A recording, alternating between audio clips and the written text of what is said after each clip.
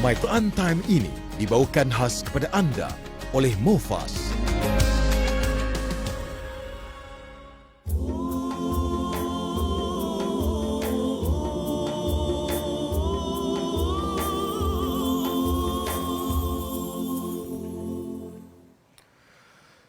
أعوذ بالله من الشيطان الرجيم بسم الله الرحمن الرحيم الحمد لله رب العالمين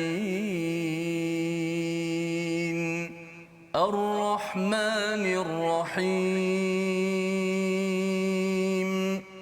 مالك يوم الدين إياك نعبد وإياك نستعين اهدنا الصراط المستقيم صراط الذين أنعمت عليهم غير المغضوب عليهم ولا الضالين.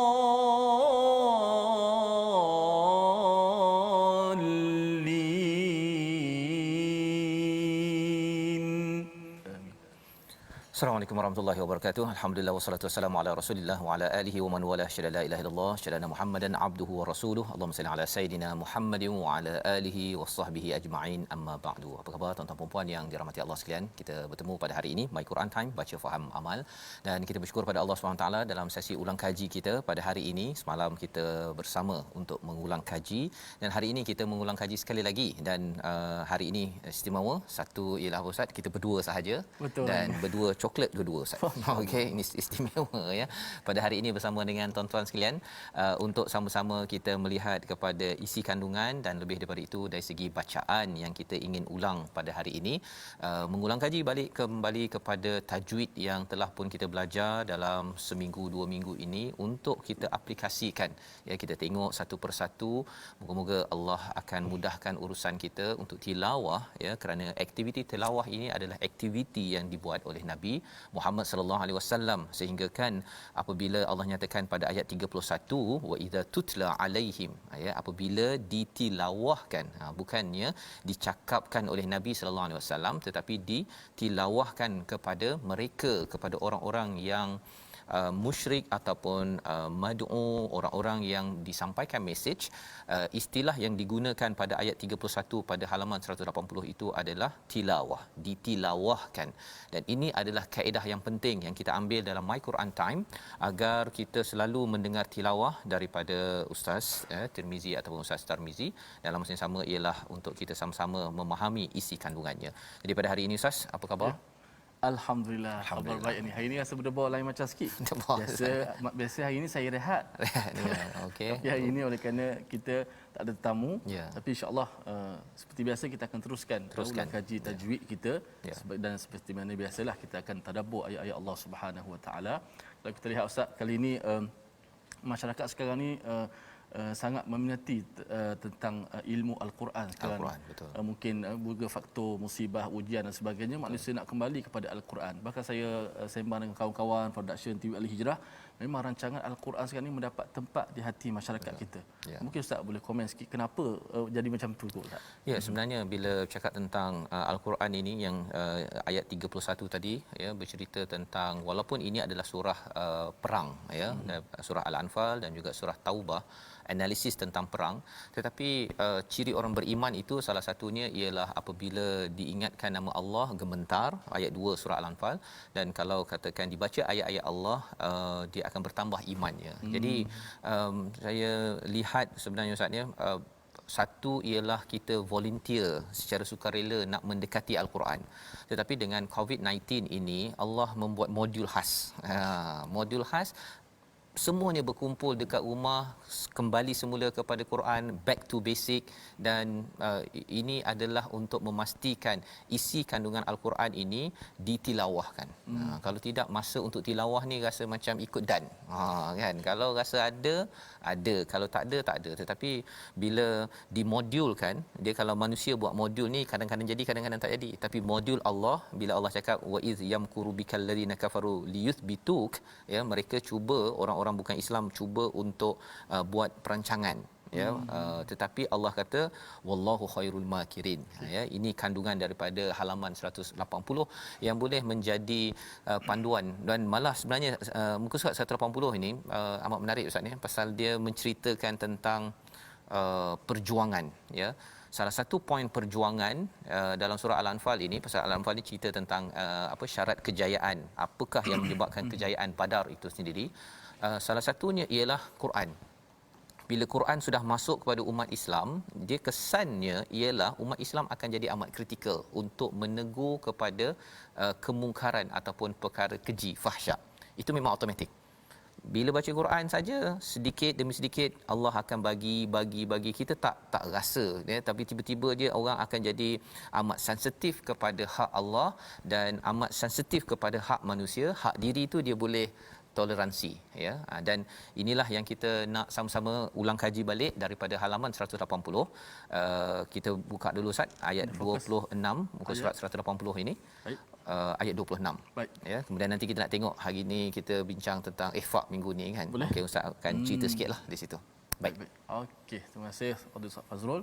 Dan betul sahabat-sahabat Al-Quran, kita nak fokus dulu pada ayat yang ke-26 dari sudut bacaan, dari sudut tadabbur insya-Allah daripada Ustaz Fazrul. Memang sekarang ni kita tengok bukan sekadar mengaji Al-Quran orang minat, tapi orang dah cuba minat nak cari isi kandungan Al-Quran. Sebab orang dah tahu nampak gaya ni memang solusinya Al-Quran lah, dia punya solusinya. So mungkin Ustaz Faz boleh ajar kepada kita sikit, saya juga dan penonton yang kadang suka nak tadabbur ni. Mungkin ada garis panduan sikit supaya tak tersasar kan. Okey, alhamdulillah. Baik, kita baca dulu ayat 26. Kita beroleh rahmat mudah-mudahan insya-Allah. Auzubillahi minasyaitonirrajim. واذكروا إذ أنتم قليل مستضعفون في الأرض تخافون أن يتخطفكم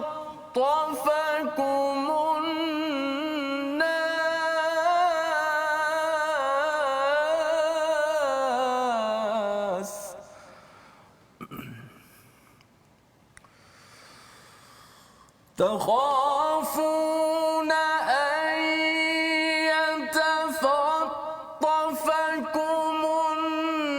الناس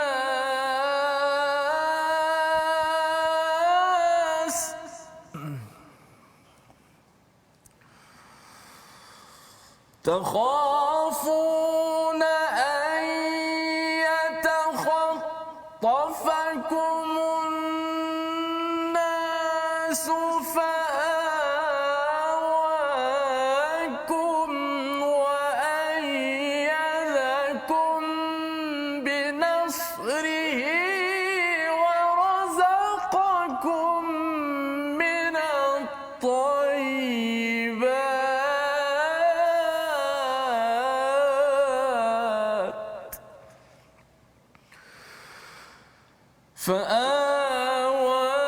فآواكم وأيدكم بنصره ورزقكم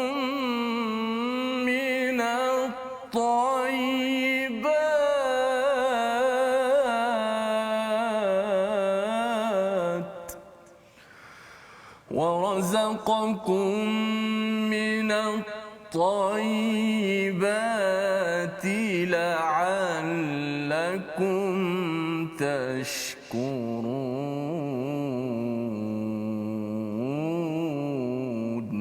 صدق الله.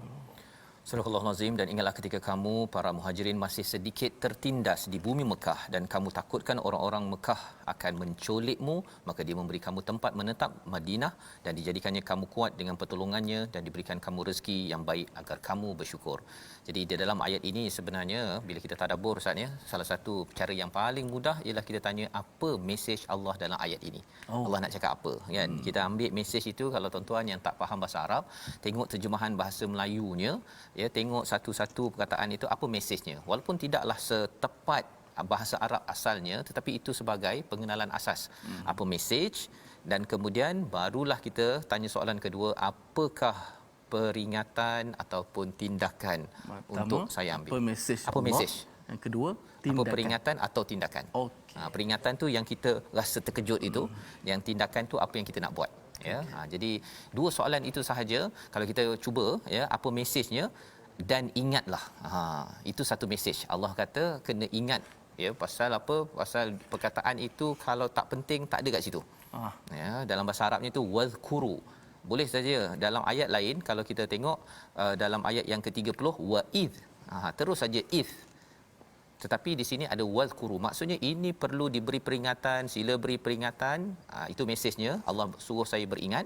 Tapi bila kita cakap peringatannya apa untuk saya, soalan kedua, soalannya ataupun jawapannya apa? Saya kena betul-betul beri perhatian kepada apa mesej yang akan disampaikan selepas ini, ya.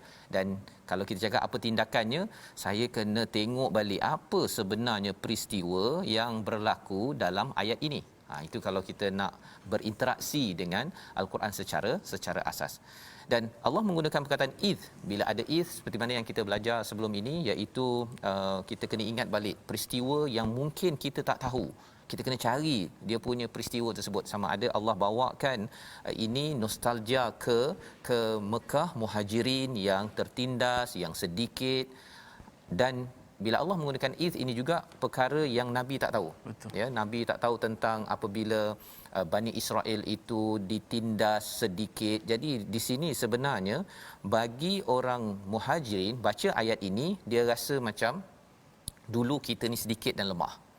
Orang Bani Israel kalau Yahudi baca, ini macam kisah kita jugalah. Dan apa kaitan dengan kita pula kalau kita baca? Kita pun sama. Dulu orang baca Quran Ustaz, yang nak tadabbur ini, saya ketika buat program tadabbur awal-awal dulu, orang cakap tadabbur ni apa? Kan. Saya pernah pergi ke satu negara di luar lah, kan. Dan bila ada pak cik tu dia nak datang ke program saya, dan dia kata, saya tanya, pak cik nak pergi program apa? Nak pergi program takaful kot, dia kata. Takaful. Pasal takaful saja yang biasa dengar, kan. Jadi saya kata, ada program takaful, kan. Mana saya terus masuk, saya jumpa pak cik tu balik, kan. Pak cik kata, minta maaf lah tadi pak cik tersilap cakap. Istilahnya adalah tadabbur, ya. Tapi sekarang ni orang dah biasa. Jadi qalilum mustad'afun itu lemah sedikit fil ard, ya, malah takut-takut pula, ya, takut-takut pula. Ini lebih lagi pada perjuangan muhajirin, yatakhattafakumun nas, takut seperti helang yang nak menyerang ataupun menangkap ular ataupun ayam. Ya, maksudnya itu perasaan cemas kepada manusia, tetapi Allah berikan 3 perkara dalam ayat ini. Yang pertama fa'awakum, ya, iaitu Allah lindungi, berikan tempat berlindung di Madinah, satu. Wa ayyadakum binasrih, memberikan pertolongan yang tak semena-mena seperti mana dalam perang Badar. Wa razaqakum minat thayyibat, dan memberikan rezeki yang baik-baik. 3 perkara ini adalah perkara yang pasti akan berlaku sepanjang zaman, yang Allah suruh kita ingat balik Ustaz, ya. Kalau saya pun ingat dulu-dulu rumah tak berapa besar, kan, ataupun tak berapa penting, tapi bila Allah dah bagi balik rumah okey, kemudian pertolongan, dapat rezeki yang elok-elok, sebenarnya Allah nakkan kepada kita tashkurun, untuk bersyukur. Jadi itu sedikit yang kita ulang kaji. Dan kalau kita ulang kaji dari segi tajwid Ustaz, ya, perkataan antum yang saya perasan, dan juga perkataan ayyatakhattafakum itu bukan ifaq, ya. Itu idgham. Itu idgham. Okey, antum dulu Ustaz. Okey, kita tengok sikit hukum tajwid. Kalau boleh tulis kat ruangan komen tadi tu, Ustaz Fah sebut macam mana cara nak tadabbur. Asas peringkat asasnya, pertama sekali apa mesej Allah. Yang kedua apakah peringatan plan ataupun tindakan kita terhadap ayat tadi. Okey. Baik, sedikit berkenaan dengan tajwid. Okey, kita dah selesai belajar huruf-huruf ikhfa.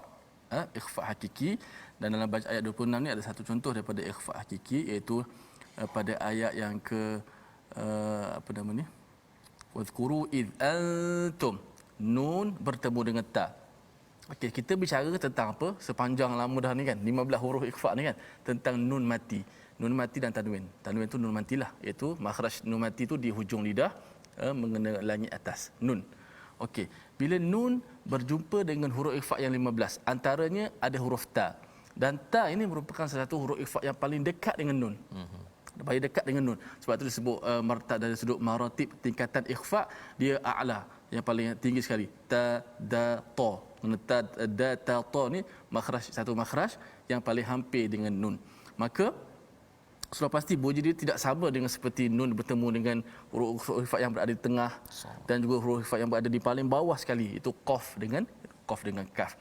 Maknanya kalau boleh saya gini, huruf ikhfa ada 15. Okey.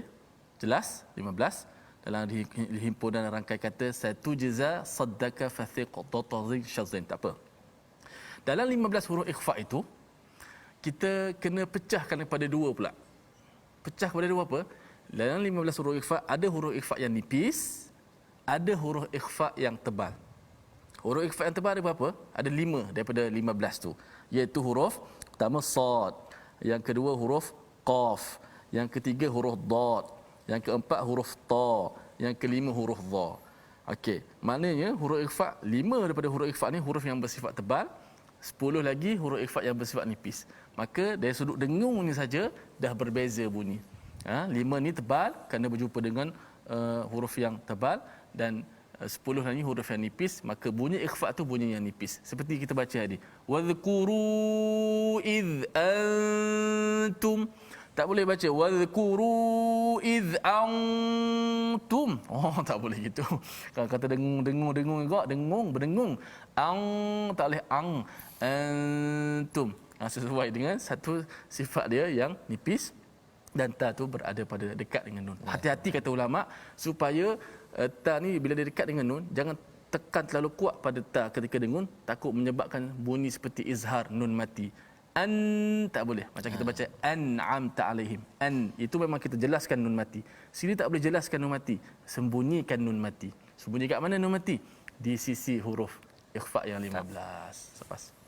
Masya-Allah. Okey, itu adalah ulang kaji kita apa yang telah kita belajar Ustaz ya. Maksudnya ikhfa ini dia ada martabat dia ya, macam mana nak disebutkan. Pasal kalau katakan yang adna tadi itu, yang jauh tadi itu, huruf qaf Ustaz ya. Qaf dan kaf. Jadi kalau qaf tu dia jadi macam mana? Dia tak berapa. Okey. Kalau jumpa dengan qaf dengan kaf, contoh ayat kita pada ayat yang ke-29. Ya ayyuhallazina amanu in tattaqullaha yaj'al lakum furqana wa yukaffir 'ankum. Okey. Beza dia, kaf nipis, ta nipis. Betul. Ta paling dekat dengan nun. Betul. Kaf paling jauh. Okey. Dan qaf. Tapi kaf sebab dia jauh, kebergantungan dia dekat hidung tu kuat. Maksud dia masuk hidung tu lebih banyak daripada ta. Kalau contoh saya buka kejap Kalau saya buat antum jumpa dengan ta, saya dengung kat hidung. Kalau saya tutup hidung, suara tu masih lagi boleh berjalan kat hidung. Tapi kalau kaf tak boleh. Kalau saya tekan hidung, dia berhenti suara tu. Oh gitu. Dia pasal dia bergantung kepada dengung di situ. Dia dominasi kat hidung lebih banyak daripada ta. Sebab dia jauh makhrajnya. Jadi bunyi kalau kita kata ing tu lebih sikit. Kalau jumpa dengan ta, antum lebih Terengganu lagi ya kalau kaf tu. Ya. Okey. Kita banyak baca ayat kurang. In kuntum. In tu ikhfa hakiki. Kuntum ikhfa juga. Nun jumpa dengan ta. Ya. Nun jumpa kaf kan. In kuntum. Dia tak boleh in kun, tak sama. Okey. Yang itu memang Sebab seni yang martabat dia. Martabat dia dan seni itu adalah kadang-kadang tak perasan kan. Betul. Tapi bila dijelaskan begini baru jelas bahawa sebenarnya nun bertemu dengan ta, nun bertemu dengan kaf itu ya. Mana saat kalau jumpa dengan kaf tu, kalau kita buat kalau kita tekan hidung tu, suara kita masih boleh berjalan tu, tak betul lah. Tak betul. Dia mesti dia berhenti suara sebab dominasi hidung tu lebih banyak. Kalau kita buat itu tak betul. Itu cara mudah. Bila ustaz cakap begini sebenarnya tentang ada satu ilmu namanya psikolinguistik kan. Dia psikologi kepada bahasa kan. Dan ada satu lagi tentang terapi dalam suara kan. Pasal suara ni kalau kita boleh bersuara dan kita tak lantunkan suara itu dengan baik, dia menyebabkan dia tersekat dalam jiwa hati kita, dia akan jadi stres. Tak lepas ya. Dan itu sebabnya mengapa dia boleh menjadi rabi'ah qulubina, ya, menjadi taman penyejuk kepada hati bila baca Quran ini. Kerana kalau perasan tadi itu ialah dia pergi sampai ke hidung, sampai ke mana-mana kan ketika baca Al-Quran. Tak ada bahasa. Biasa bahasa lain kita bercakap, bahasa Melayu sendiri pun kita bercakap, tak pernah kita fikir kat mana keluar. Kita bercakap bila, kat mana keluar huruf tu. Tak pernah. Tapi bila Quran, subhanallah. Betul. Masya-Allah. Rangkaian dia luar biasa Ustaz. Masya-Allah. Okey. Jadi kita nak teruskan dengan halaman 180 ini. Masih lagi kita nak melihat kepada formula yang penting ya pada ayat yang ke-30 itu ya, tentang perancangan ya, tentang perancangan orang-orang yang nak berbuat tidak baik kepada Nabi sallallahu alaihi wasallam. Tetapi apa yang berlaku ialah Allah menyatakan bahawa Allah lah yang sebaik-baik perancang. Dan ayat 30 ini penting untuk kita faham tentang senario politik dan juga dinamik di kalangan manusia yang beriman tidak beriman. Kita baca dahulu ayat 30 ini kerana di sini nanti kita akan nampak ustaz ya, kaitan dengan Nabi sallallahu alaihi wasallam bila dibuat salah satu daripada tiga perkara ini, maka bersedialah bahawa Allah akan memberikan pertolongan kepada umat Islam. Ya, tiga perkara ni kalau orang bukan Islam tahu, kalau dia tahu dan dia buat, bersedialah mereka akan dikalahkan. Tapi kalau mereka tak buat, mungkin umat Islam jauh lagi. Masih lagi tidak menang lagi lah. Jadi kalau tapi umat Islam bukanlah mengajak okey tolong buat salah satu daripada tiga perkara ini agar kami cepat menang, bukan. Kita tak mengajak perkara itu. Apa tiga perkara? Kita baca ayat 30 dahulu. Silakan. Baik, ayat 30 ayat 30. Masya-Allah, ayat selalu kita dengar, tapi macam mana konteks kita nak gunakan ayat ini supaya kita yakin dalam setiap tindakan dan perjuangan kita untuk mendapat kemenangan daripada Allah Subhanahu wa taala. Auzubillahi minasyaitanir rajim. Wa idh yankuru bika alladhina kafaru liyuthbituka aw yaqtuluka aw yukhrijuka wa yamkuruna wa yamkurullahu wallahu khairul makirin.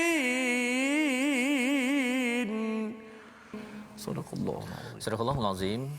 Ayat 30 ini, dan ingatlah ketika orang-orang kafir memikirkan tipu daya terhadapmu untuk menangkap, menjarakkanmu atau membunuhmu atau mengusirmu, mereka membuat tipu daya dan Allah menggagalkan tipu daya itu. Allah adalah sebaik-baik pembalas tipu daya. Tiga perkara inilah rahsia yang penting yang perlu kita ketahui sebagai orang beriman, dan tiga perkara inilah yang ingin kita bincangkan lebih lanjut lagi pada sesi kedua nanti apabila kita mengulang kaji halaman 180 pada hari ini. Kita berehat sebentar. My Quran Time, baca faham amal insya-Allah.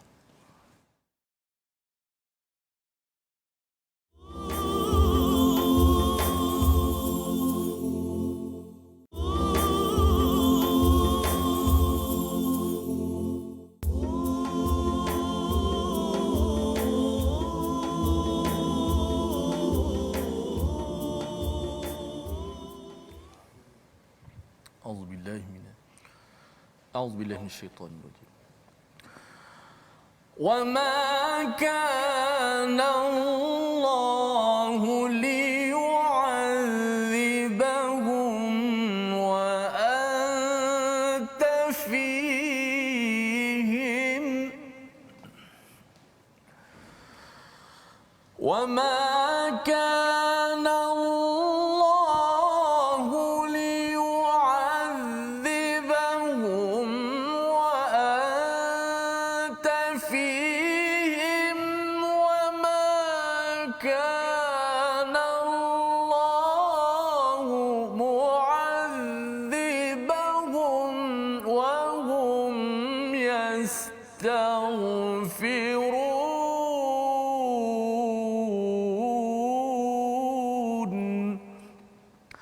tetapi Allah tidak akan menghukum mereka selama engkau yakni Muhammad berada di antara mereka, dan Allah tidak pula akan menghukum mereka sedang mereka sentiasa masih memohon istighfar keampunan kepada Allah Subhanahu wa taala. Mudah-mudahan istighfar inilah yang sentiasa meniti di bibir mulut kita.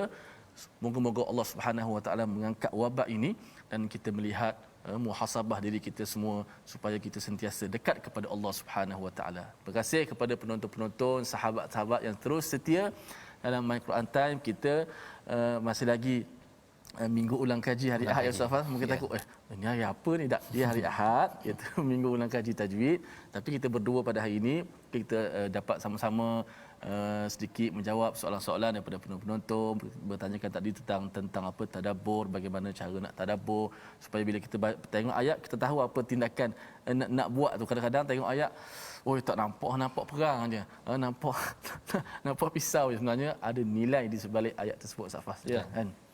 Jadi itu yang dinyatakan pada ayat 33 tadi Ustaz ya, bahawa Allah tidak akan mengazab kepada mereka, kepada orang-orang di Mekah. Kita tengok surah Al-Anfal ini surah turun selepas daripada Nabi berhijrah ke Madinah ya. Jadi bila kita melihat kepada istilah azab ini pada kaum-kaum sebelum ini, kita dah tengok dalam surah Al-A'raf, Firaun kena azab dengan akhirnya mula-mula azab kecil, azab besarnya ialah tenggelam ya. Kaum Ad, Thamud apa sebagainya itu diazab sampai hancur Ustaz ya. Tetapi bagi umat musyrik yang pada zaman Nabi sallallahu alaihi wasallam ini, mereka ini diazab, cara mereka bukanlah diberi taufan, bukan diberikan kumal kutu itu ataupun tafadi', bukannya kata-kata yang muncul, tetapi azabnya ialah bila sahabat menyerang mereka, memerangi mereka. Itu adalah perspektif tentang azab yang berlaku kepada mereka. Jadi bagi umat Nabi Muhammad ini, bila musuh ataupun kufar dia dikalahkan umat Islam, itu adalah azab. Dia bukan azab katak, bukan azab tenggelam dalam laut, tetapi azab bila diperangi oleh umat Islam. Persoalannya ialah kalau kita tanya Ustaz ya, zaman sekarang ni apa yang menyebabkan umat Islam akan perang? Pasal umat Islam tidak akan menyerang orang. Itu yang formula kita belajar dalam ayat 30 tadi. Kalau ada umat bukan Islam ataupun orang Islam yang zalim, buat salah satu daripada tiga perkara. Satu ialah liyuthbitu kepada ayat 30. Tahan orang-orang buat baik, menegur kebaikan. Masukkan penjara ke, kena tahan ke, itu yang pertama. Yang kedua, yaqtulu, merancang untuk bunuh umat Islam. Dan yang ketiga, halau umat Islam. Bersedialah, sebenarnya siapa musuh Islam buat salah satu ataupun tiga-tiga perkara ini, itu kira dah masa untuk pertolongan Allah akan sampai kepada umat Islam. Pasal umat Islam mengapa kena dirancang tiga perkara? Pasal dia buat kerja Ustaz. Buat kerja dakwah, dia memperingatkan, menegur kepada orang-orang yang tak betul, rasuah ke, yang memimpin cara salah apa sebagainya, menegur kepada yang buat dekat online, pelacuran ke apa sebagainya ni. Bila dia dah mula buat kerja, maka ada orang tak puas hati. Dan bila tak puas hati, kalau dia terima dan dia baiki, okey. Tetapi kalau dia tahan ataupun dia nak bunuh ataupun dia nak mengeluarkan, menghalau orang itu, maka itu akan mengundang kepada azab. Dan azab bagi umat Nabi sallallahu alaihi wasallam selepas Nabi sallallahu alaihi wasallam ini, Nabi Muhammad, ialah diperangi oleh orang Islam.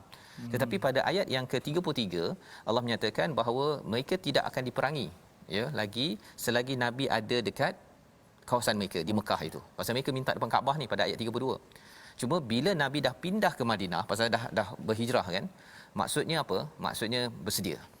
Itu clue sebenarnya bahawa umat Islam akan mula menyerang kepada, bukan menyerang apa, tapi kerana nak mempertahankan kepada apa yang telah dibuat, iaitu mereka dulu nak membunuh, memang ada bunuh Ammar bin Yasir apa sebagainya, dan juga menghalau kepada umat-umat Islam yang beriman tersebut. Jadi selagi ada Nabi, itu talian hayat pertama. Okey.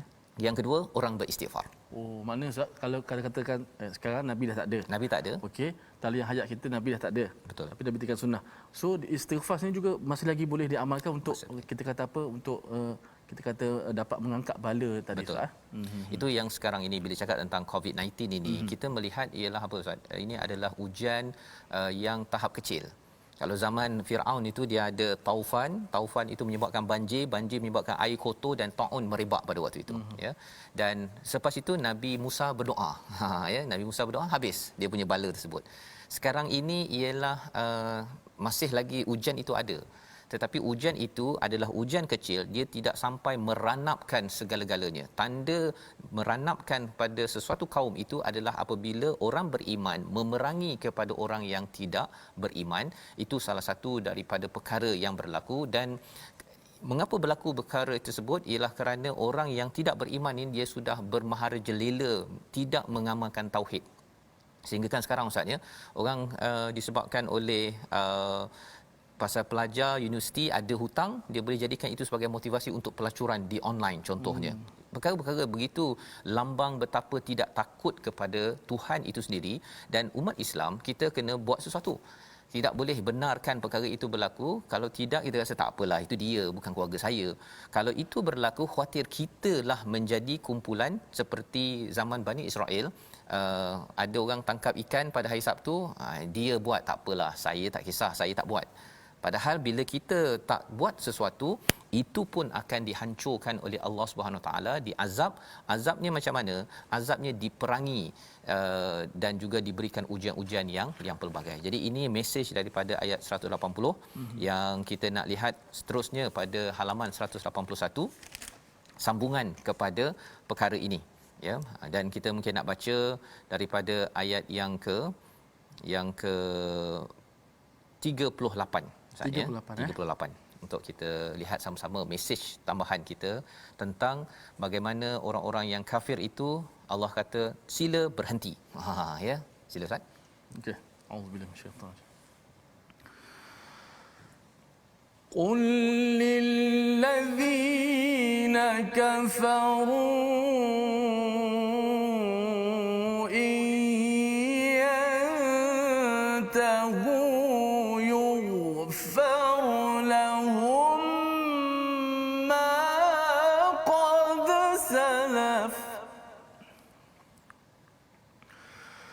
وَإِن يَعُودُوا فَقَدْ مَضَتْ سُنَّةُ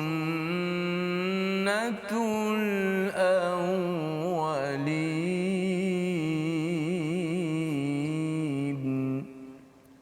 صَدَقَ اللَّهُ الْعَظِيمُ. Katakanlah kepada orang-orang yang kafir itu, jika mereka berhenti daripada kekafiran itu, nescaya Allah akan mengampuni dosa-dosa mereka yang lalu. Dan jika mereka kembali lagi memerangi Nabi, sesungguhnya berlaku kepada mereka sunnah terhadap orang-orang dahulu, iaitu akan dibinasakan. Dibinasakan zaman dahulu Ustaz, Firaun ditenggelamkan.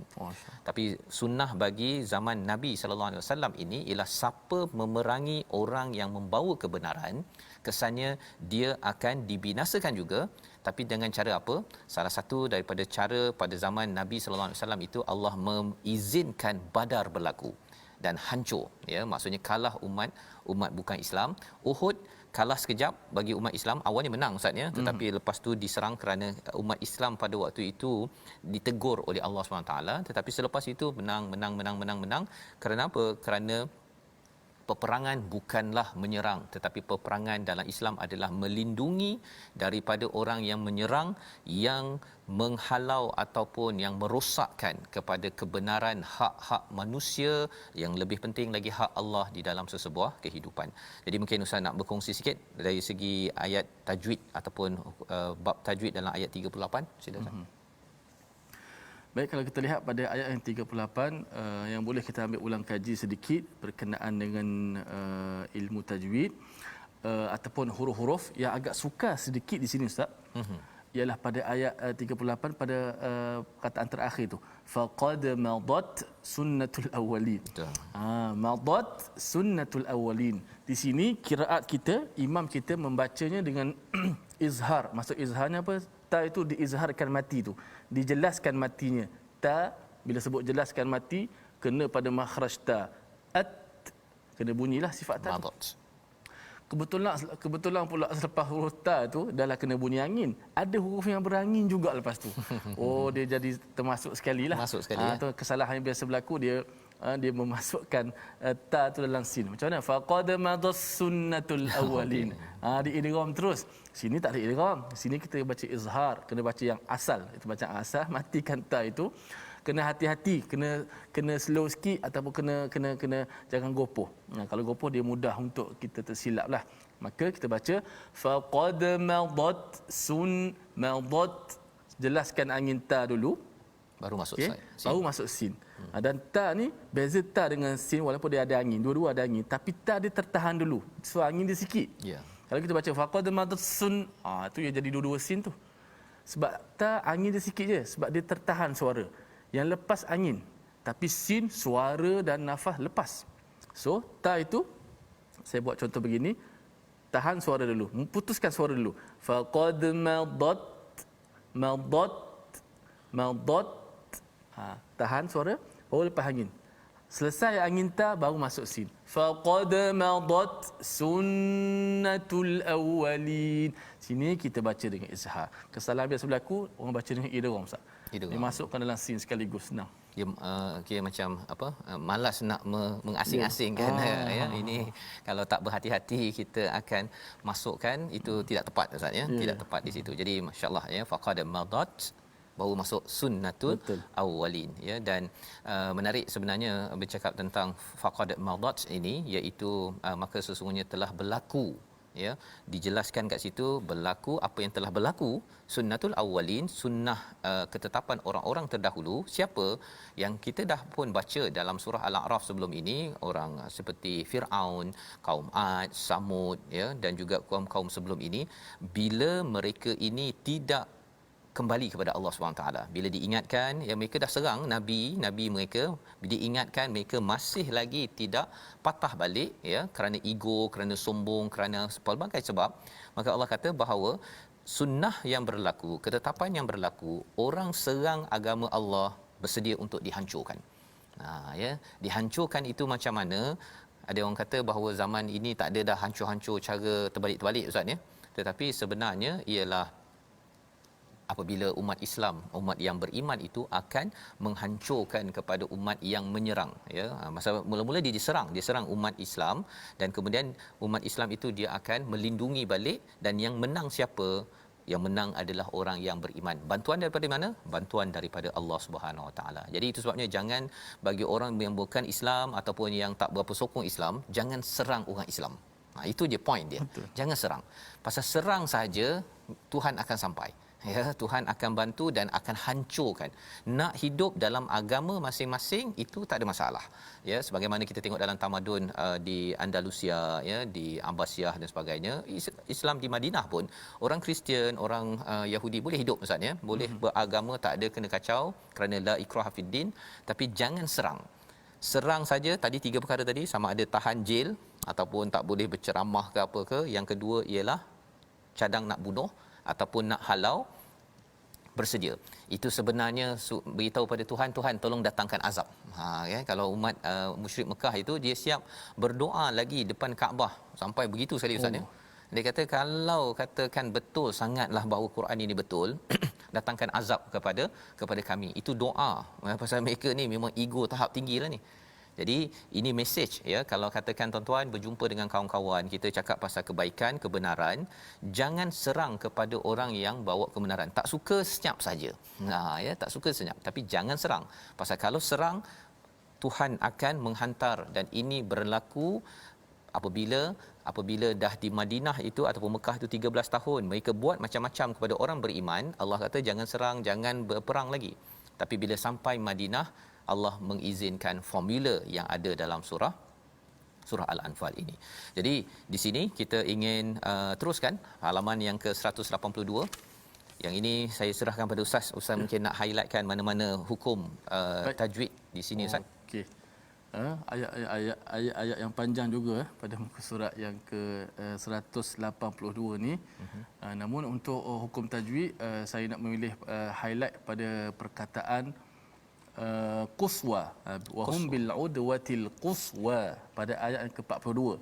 Wa id antum bil udwatid dunya wa hum bil udwatil quswa. Perkataan quswa, Dalam perkataan quswa, qaf itu huruf yang tebal, sad pun huruf yang tebal. Bila baca Quran dia tak boleh lari dah. Suara tebal, suara yang bersifat dengan nipis. Kemudian selepas qaf dengan sad itu tebal, ada huruf yang nipis, wa. Tetapi huruf waw ni sifat dia bila kita sebut mulut kita secara tabiat, mulut kita akan bergerak ke depan sikit. Wa. Bukan kita sebut wa, bukan wa gitu kan. Wa. Namun tak boleh kita tebalkan sebab kita muncung tu jadi menyebabkan wa. Kita lepaskan dengan tebal, tak boleh. Tetap kena nipis. Wa bil'udwatil quswa. Jangan quswa. Quswa. Pasal dia terpengaruh dengan sad tadi. Terpengaruh qaf dengan sa tadi yang tebal. Kebetulan waw pula bila nak sebut dia menggunakan bibir. Jadi orang kita bila menggunakan bibir, kebanyakan antara kesalahan yang biasa berlaku dia menebalkan huruf yang nipis. Seperti shin juga, patutnya syakira, sya, iya dengan iya. Gitu. Jadi itu qaf dan sad itu huruf yang tebal, dia boleh memberi kesan. Saya pernah juga dengar ada orang yang dia bila dia baca dia istilah Quran kan. Quran itu dia macam dia jadi ain alif je tu. Ya, Quran kan dia ada Quran. Itu macam mana dia boleh jadi gitu? Pertama sekali dia huruf hamzah tu dia sengaukan, dia dihidungkan. Quran, bacalah al-Quran. Jadi bila kat hidung ni bunyi seakan ain. Walaupun ain kat sini sebenarnya. Tapi bila sebut Quran, dia mengalih ke khaishum sikit dan tak sampai pada hamzah. Hamzah dia duduk di bawah sekali. Quran. Okey. Jadi yalah kalau katakan orang Arab cakap seharian ini dia ialah dia punya pasal lah kan, dia nak pakai huruf dha itu, huruf ra dengan cara ra lah apa sebagainya kan.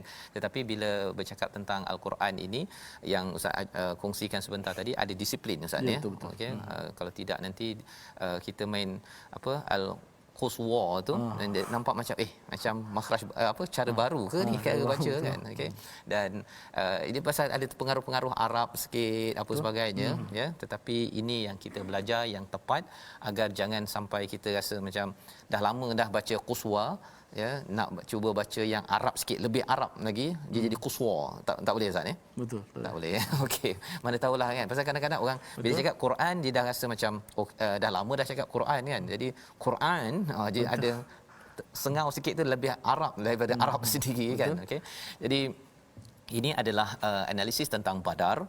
Apabila bercakap tentang ayat 42 ini ya, ada satu kumpulan iaitu kamu berada di pinggir lembah yang dekat dan mereka berada di pinggir lembah yang jauh sedangkan kafilah itu berada lebih rendah daripada kamu. Ini adalah strategi perang yang penting, iaitu Nabi dekat dengan kawasan air ya, dan salah satu daripada perjuangan orang musyrik pada waktu nak berperang itu, tokoh pertama itu dia bercakap bahawa kalau dia sama ada dapat minum daripada tempat air kaum beriman ataupun akan ditebas meninggal. Itu sampai tahap begitu. Pasal air adalah satu perkara yang penting dalam kehidupan kita. Jadi strategi ini penting. Saya ingat ada satu ketika ada demo di Iraq misalnya, tentera US ya, mereka membuat strategi macam mana nak pastikan orang Iraq tidak demo. Pasal selalu je demonstrasi kan. Jadi apa yang mereka buat ialah mereka kata kalau ada demo dia minta semua tempat makan tutup. Tapi dia tak halang demo. Kalau siapa nak demo tak apa, demonstrasi, tapi tutup tempat makan minum semua. Jadi apa yang berlaku? Mereka demo penat Ustaz, sampai tengah hari tak ada makan balik. Jadi itu mereka ada strategi dalam nak mengawal manusia, dan dalam al-Quran ini banyak strategi-strategi untuk memastikan kejayaan, kemenangan, untuk mengangkat mesej Islam itu amat penting untuk kita ambil perhatian. Jadi alhamdulillah pada hari ini Ustaz kita sudah mengulang kaji beberapa perkara ya. Harapnya tuan-tuan dapat manfaat pada hari ini, dan kita berdoa pada Allah Subhanahu Wa Taala agar kita dapat mengambil pelajaran tajwid, bacaan, dan terus menyampaikan ataupun mengambil istifadah ataupun faedah daripada ayat-ayat yang kita bacakan. Mungkin mesej akhir daripada Ustaz sebelum kita berdoa. Baik, alhamdulillah, kalau kita lihat alhamdulillah satu perkembangan sangat baik sebenarnya, khususnya di tempat kita. masyarakat kita sudah kembali kepada Al-Quran, suka kepada nak belajar pada Al-Quran, menjadi tanggungjawab kepada kita semua orang-orang yang ada ilmu sedikit sebanyak, ngajarlah tentang Al-Quran. Ngajarlah mengikut keadaan kemampuan yang kita ajar, dan kita kena lihat siapakah yang berada di hadapan kita, audien kita, supaya ilmu itu sampai dengan cara berkesan. Tu kalau kita lihat di Quran Time, Ustaz Fah selalu ulang, kita guna basic supaya nak mudah faham. Tapi walaupun ia basic sebenarnya, inilah yang asas yang kita perlukan supaya kita dapat hadam betul-betul dan meresap masuk dan memahamkan makna-makna ayat-ayat Allah Subhanahu Wa Taala dalam kehidupan kita. Seterusnya, inilah Al-Quran. Sebenarnya Al-Quran dia mampu mengubah kita punya kehidupan kita menjadi ke arah lebih baik, insya-Allah. Insya-Allah. Jadi kita akhiri Ustaz dengan doa ringkas kita di hujung ini untuk sama-sama kita mohon pada Allah terus istiqamah, dan esok insya-Allah kita akan menyambung lagi ya ayat ataupun halaman yang ke-185. Silakan Ustaz. Bismillahirrahmanirrahim. Alhamdulillah wassalatu wassalamu ala Rasulillah. Allahumma inna nas'aluka 'ilman nafi'a wa rizqan tayyiba wa 'amalan mutaqabbala. Allahumma arina al-haqqa haqqan warzuqna ittiba'ah wa arina al-batila batilan wajannibna ittiba'ah. اللهم إنا نسألك الجنة وما قرب إليها من قول وعمل ونعوذ بك من النار وما قرب إليها من قول وعمل يا مقلب القلوب ثبت قلوبنا على دينك يا رب العالمين يا ذا الجلال والإكرام والحمد لله رب العالمين. Amin ya rabbal alamin. Kita mengucapkan ribuan terima kasih ya, kita mohon Allah mengabulkan doa kita, dan terima kasih diucapkan pada tuan-tuan yang sudi bersama pada hari ini untuk ulang kaji kita pada halaman 180 hingga 182, dan insya-Allah moga-moga dengan ulang kaji kita ini kita dapat nilai inilah yang kita ingin sebar-sebarkan dalam tabung gerakan Al-Quran sebagai satu platform. Tuan-tuan boleh menyumbang ya. Ini adalah perjuangan kempen bersama. Kalau katakan kita baca daripada ayat atau halaman 181, orang-orang yang bukan Islam ya, yang kufur itu, mereka melabur menginfakkan untuk membawa kebautilan, tapi harapnya kita dapat membawakan kebaikan, kebenaran ini kepada seluruh alam, kerana ini adalah meneruskan perjuangan Rasul junjungan Muhammad sallallahu alaihi wasallam. Bertemu kembali kita dalam jam 5 petang, jam 11 malam, dan juga 5.30 pagi. 6 pagi sebenarnya Ustaz ya, tapi 5.30 pagi dekat awal ini kita bertemu kembali daripada Mufas yang membawakan program ini, My Quran Time, baca faham amal, insya-Allah.